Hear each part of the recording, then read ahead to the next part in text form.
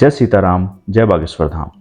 दोस्तों, आज के इस वीडियो में हम आपको मध्य प्रदेश के छतरपुर जिले में स्थित एक बहुत ही लोकप्रिय मंदिर बागेश्वर धाम लेकर आए हैं, जो श्री बजरंगबली को समर्पित एक स्वयंभू मंदिर है। यह मंदिर पंडित धीरेन्द्र कृष्ण शास्त्री जी महाराज के कारण लोकप्रिय हुआ, जिन्हें बागेश्वर धाम सरकार के नाम से भी जाना जाता है।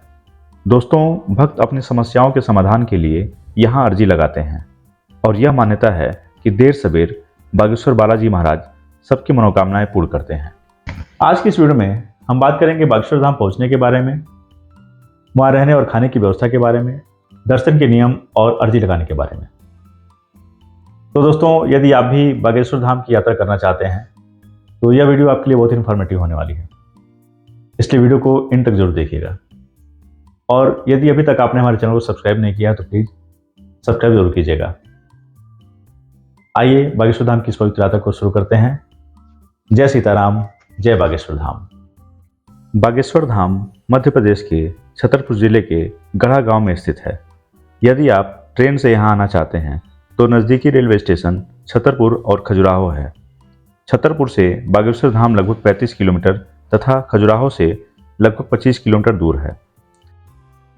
इन सभी जगहों से आपको बागेश्वर धाम के लिए बस, टैक्सी या ऑटो रिक्शा मिल जाएगी। अगर आप हवाई जहाज से यहाँ आना चाहते हैं तो नज़दीकी एयरपोर्ट खजुराहो है। इसके अलावा आप बाई रोड भी यहाँ आ सकते हैं। देश के सभी हिस्सों से यह वेल कनेक्टेड है। दोस्तों, हम यहाँ अपनी कार से आए हैं। गोरखपुर से बागेश्वर धाम की दूरी लगभग 550 किलोमीटर है। इस वजह से हमें यहाँ पहुँचने में लगभग 12 घंटे लग गए।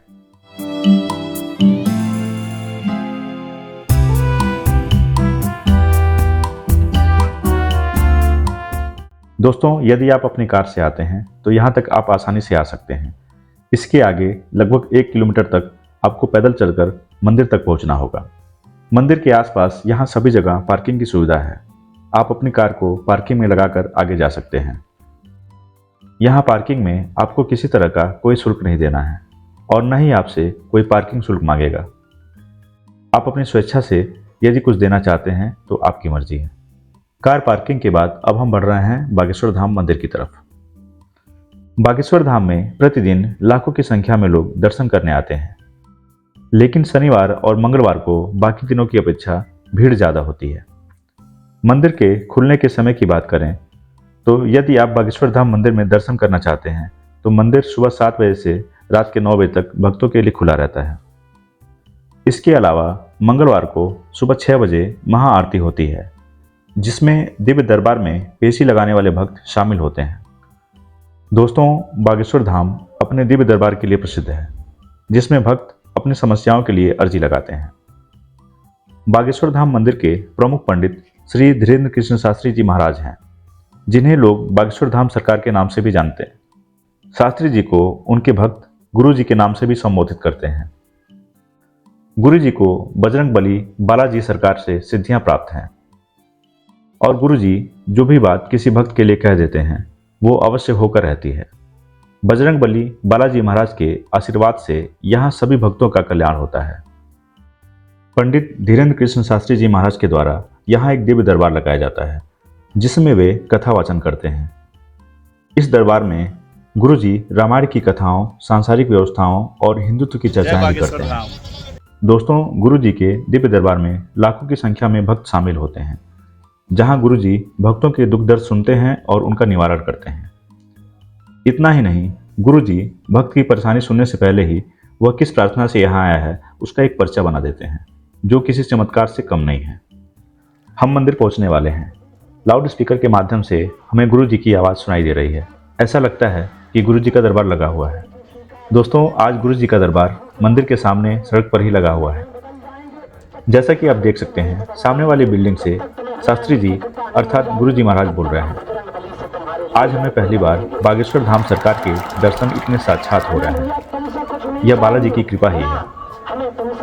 आइए दोस्तों, पहले गुरु जी के वचनों को सुनते हैं।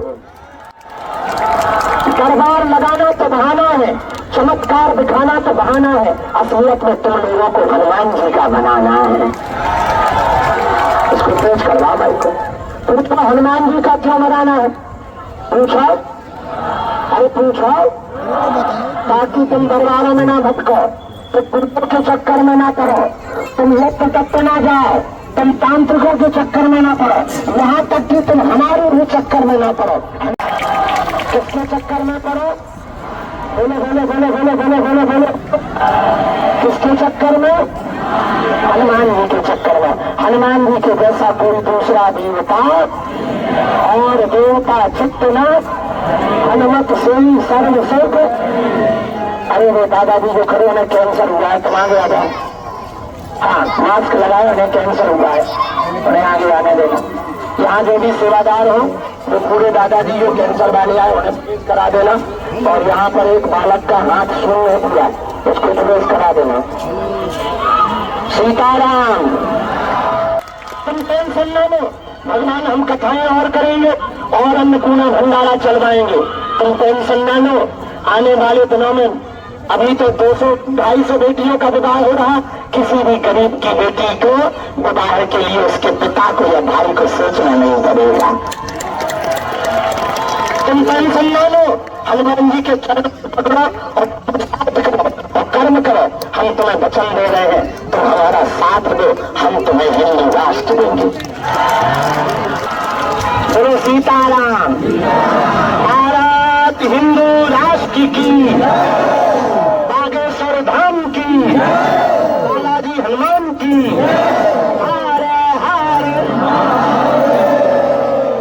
गुरु जी के दर्शन और उनके प्रवचन को सुनने के बाद ऐसा लग रहा था कि हमारा यहाँ आना सफल हो गया। आइए दोस्तों, अब मंदिर में दर्शन के लिए चलते हैं। दोस्तों, यहाँ मंदिर में दर्शन के भी नियम हैं। दर्शन के नियम की बात करें तो जो भक्त यहाँ मन्नत मांगने आते हैं वह अपने नाम का एक नारियल बांधते हैं। यहाँ नारियल बांधने और चढ़ाने का नियम है। जैसा कि आप देख सकते हैं, यहाँ नारियल को 3 अलग अलग कपड़ों में बांधा गया है। लाल कपड़ा सभी मनोकामनाओं की पूर्ति के लिए होता है, जबकि पीला कपड़ा विवाह बाधा को दूर करने के लिए और काला कपड़ा भूत बाधा को दूर करने के लिए प्रयोग किया जाता है। भक्तों को जिस तरह की समस्याएं होती हैं उस तरह के कपड़े में नारियल को बांधकर मंदिर में चढ़ाकर अपनी मन्नत मांगते हैं और उसे वहीं मंदिर के आसपास कहीं बांध देते हैं। मन्नत पूरी होने के बाद दोबारा जब दर्शन के लिए आना होता है तो जिस रंग के कपड़े में नारियल बांधा गया होता है उसे आप खोल सकते हैं या फिर आप किसी गरीब दुखिया को भोजन करा सकते हैं।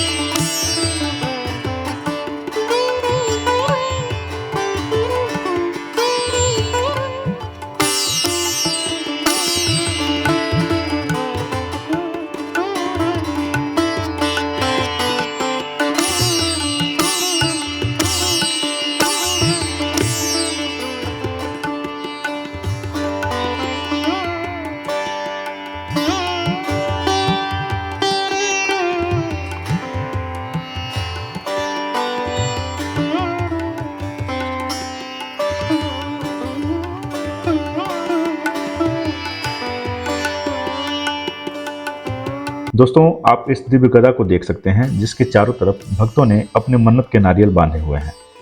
दोस्तों, यहाँ परिक्रमा का भी नियम है। नारियल प्रसाद लेने के बाद मंदिर में दर्शन करने से पहले आपको परिक्रमा करनी होती है, जिसमें आप अपनी इच्छा अनुसार 1, 5, 11 या 21 परिक्रमाएं कर सकते हैं। दोस्तों, यहाँ कुछ ऐसे भी भक्त आते हैं जो लेटकर पूरे मंदिर की परिक्रमा करते हैं। यह भक्तों की भगवान बालाजी के प्रति सच्ची आस्था को दर्शाता है। परिक्रमा के बाद थोड़ी देर लाइन में लगकर आप बागेश्वर बालाजी महाराज के दर्शन कर सकते हैं। हमने परिक्रमा पूर्ण कर ली है, आइए अब भगवान के दर्शन करते हैं।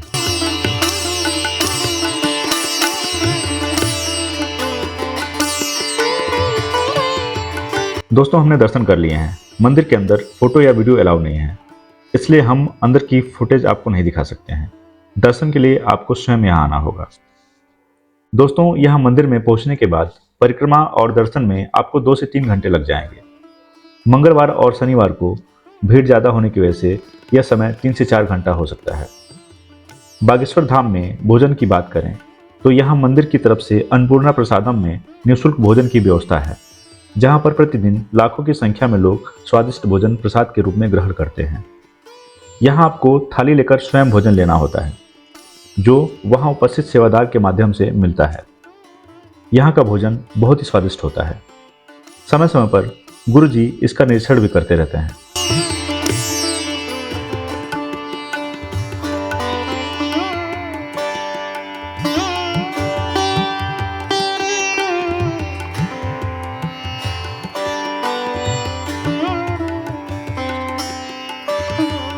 दोस्तों, भोजन के बाद आपको अपनी थाली स्वयं धोनी होती है, जिसे धोने के बाद वहां उपस्थित सेवादार को देना होता है, जो यह जांच करते हैं कि थाली अच्छे से साफ हुई है या नहीं, जिससे कि अगला व्यक्ति भी उसमें निसंकोच भोजन कर सके। अन्नपूर्णा प्रसाद के समय की बात करें तो यह सुबह 11 बजे से 2 बजे तक और रात्रि में 8 से 10 बजे तक खुला रहता है। इसलिए आपको यहाँ प्रसाद ग्रहण करने के लिए इस समय का ध्यान देना होगा।